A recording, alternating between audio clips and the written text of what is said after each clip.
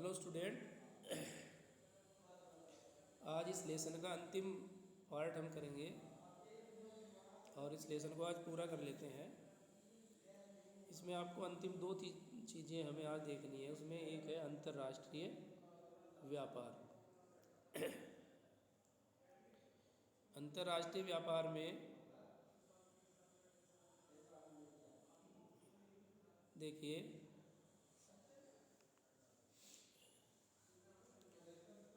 सबसे पहले हम करेंगे अंतर्राष्ट्रीय व्यापार ही हेडिंग लगाना है। दो देशों के मध्य व्यापार अंतर्राष्ट्रीय व्यापार कहलाता है ना।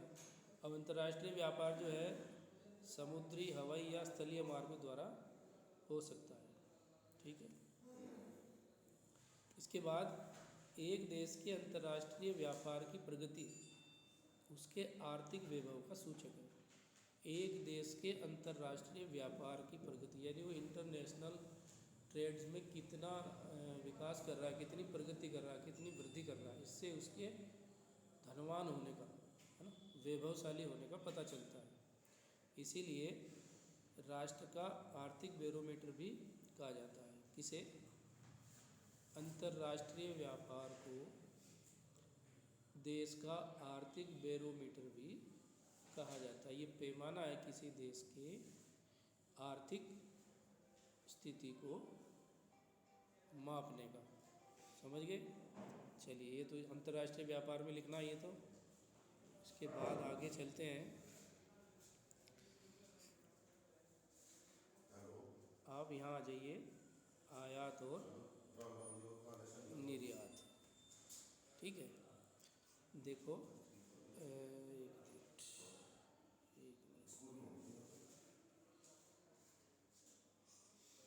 हम देख लेते हैं।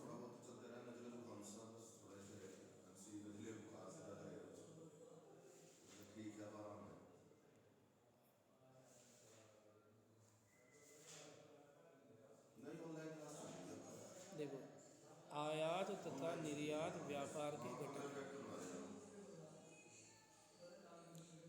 आयात व निर्यात का अंतर ही देश के व्यापार संतुलन को निर्धारित करता है। हेडिंग लगाना आपको व्यापार संतुलन। हेडिंग क्या लगाओगे? व्यापार संतुलन। व्यापार संतुलन हेडिंग लगा के आपको लिखना है कि आयात तथा निर्यात व्यापार के घटक हैं। घनश्याम जी, आयात तथा निर्यात व्यापार के घटक है। आयात व निर्यात का अंतर ही देश के व्यापार का संतुलन निर्धारित करता है। अगर निर्यात मूल्य आयात मूल्य से अधिक हो तो उसे अनुकूल व्यापार संतुलन कहते हैं। इसके विपरीत निर्यात की अपेक्षा अधिक आयात असंतुलित व्यापार कहलाता है। व्यापार संतुलन, फिर अनुकूल व्यापार संतुलन और फिर असंतुलित व्यापार। तीनों चीज़ें आपको ये नोट करनी है कि तीनों चीज़ें क्या क्या है, ठीक है। चलिए नेक्स्ट आगे चलते हैं। देखिए, यहाँ कुछ चीज़ें दी गई हैं जो मुख्य वे चीज़ें हैं जिन्हें भारत आयात और निर्यात करता है। देखिए, इनमें कुछ कॉमन चीज़ें ऐसी है बच्चों, जो चीज़ें आयात भी हो रही भारत से और वापस भी जा रही है। देखिए, जैसे निर्यात करने वाली वस्तुओं में कृषि उत्पाद होते हैं, रत्न व जवाहरात, पेट्रोलियम उत्पाद, कोयला सहित ये निर्यात करते हैं।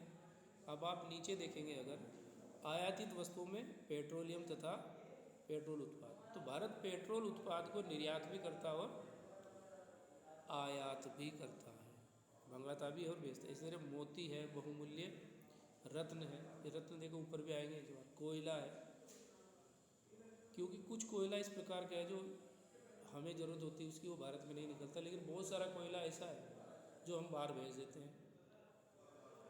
तो इस तरह से ये आप देख लेंगे ज़रूर, कुछ आयात और निर्यात की जाने वाली वस्तुओं की सूची आप बना लेंगे, ठीक है। इसके बाद एक चीज़ आपको यहाँ देखनी है, अंतर्राष्ट्रीय व्यापार में पिछले 15 वर्षों में बदलाव। ये आपको नोट करना है। तो अंतर्राष्ट्रीय व्यापार में पिछले 15 वर्षों में भारी बदलाव आया है। देखो, वस्तुओं के आदान प्रदान की अपेक्षा, व्यापार के बारे में आपने पढ़ा है। व्यापार का मतलब ही बस दो देशों के दो व्यक्ति जब एक व्यापार का आदान प्रदान करता है, दो कंपनियां करती हैं, दो संस्थाएं करती हैं। लेकिन अब जो व्यापार जो बदल रहा है, अंतर्राष्ट्रीय व्यापार, उसमें वस्तुओं की जगह सूचनाओं, ज्ञान तथा प्रौद्योगिकी का आदान प्रदान बढ़ा है। अब सूचनाएं आदान प्रदान की जाती है, खरीदी और बेची जाती है। ज्ञान का, टेक्नोलॉजी है ना, उसको खरीदते बेचते हैं। जब एक कोई विदेशी कंपनी किसी देश में जाकर कारोबार करती है तो वो प्रौद्योगिकी अपने साथ लाती है, तो प्रौद्योगिकी का आदान प्रदान हो रहा है। ये चीज़ें आपको लिखनी है, ठीक है। भारत अंतर्राष्ट्रीय स्तर पर एक सॉफ्टवेयर महाशक्ति के रूप में उभरा है। सूचना प्रौद्योगिकी के माध्यम से अत्यधिक विदेशी मुद्रा अर्जित कर रहा है भारत। तो ये व्यापार में स्थिति अब बदल रही है। चलिए, ये हो गया। इसके बाद है पर्यटन। देखिए, पर्यटन यानी टूरिज्म। टूरिज्म एक व्यापार के रूप में, व्यापार तो बहुत सारी चीज़ों का होता है, लेकिन पर्यटन को भी अब व्यापार मान लिया गया है। पर्यटन इंडस्ट्री हो गई, ये मान के चलो, व्यापार हो गया, है ना। तो पर्यटन के बारे में कुछ खास चीज़ें आप लिख लें। देखिए, 2009 की अपेक्षा 2010 के दौरान देश में विदेशी पर्यटकों के आगमन में इतनी वृद्धि हुई। लगभग इतने लोग आए और 64.89 करोड़ विदेशी मुद्रा प्राप्त हुई भारत को। ये आप लिख ले जाए कि इतनी विदेशी मुद्रा आई भारत में, ठीक है।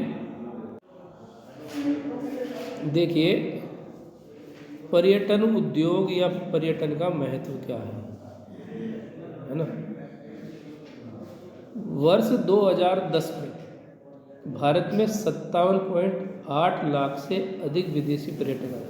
ये अपने आप में पर्यटन के महत्व को दर्शाने वाली चीज़ है कि 57 लाख से अधिक लोग भारत में विदेश से आते हैं, जो पर्यटन घूमने की दृष्टि से आते हैं। बस 150 लाख से अधिक व्यक्ति पर्यटन उद्योग में प्रत्यक्ष रूप से संलग्न हैं, यानी लगभग 1.5 लाख लोग रोजगार प्राप्त करते हैं पर्यटन के क्षेत्र में, उनकी रोजी रोटी चलती है भाई, समझ गए।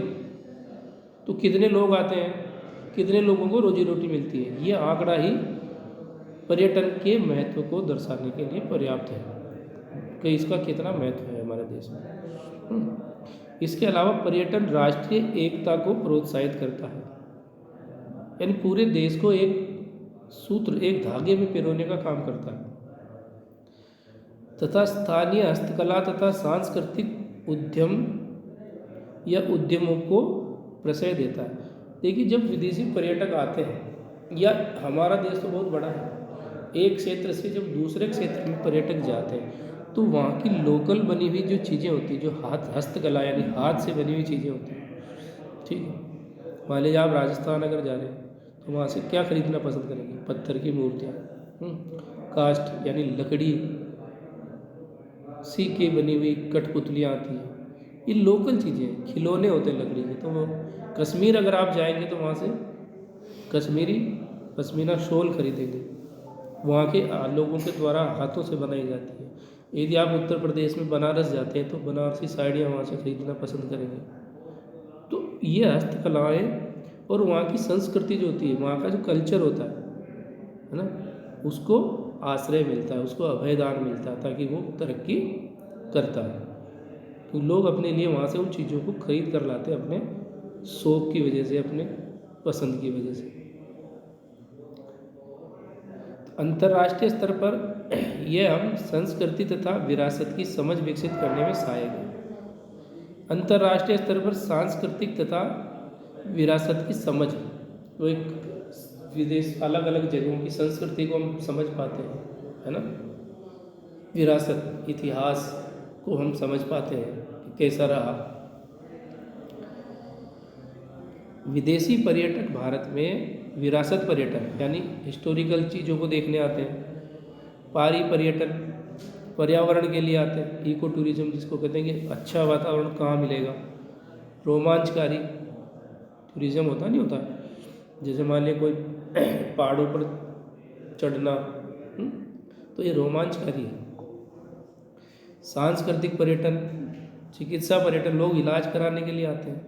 व्यापारिक पर्यटन यानी लोग व्यापार की दृष्टि से आते हैं, तो वो भी एक तरह का पर्यटन ही है। तो ये पर्यटन का महत्व हमें पता होना चाहिए, आपको नोट करना है कि इसका क्या महत्व है। तो ये लेसन आपका पूरा हो गया, इसको कंप्लीट कर लें, ठीक है, और इसको चेक ज़रूर करा लें भाई। चलिए।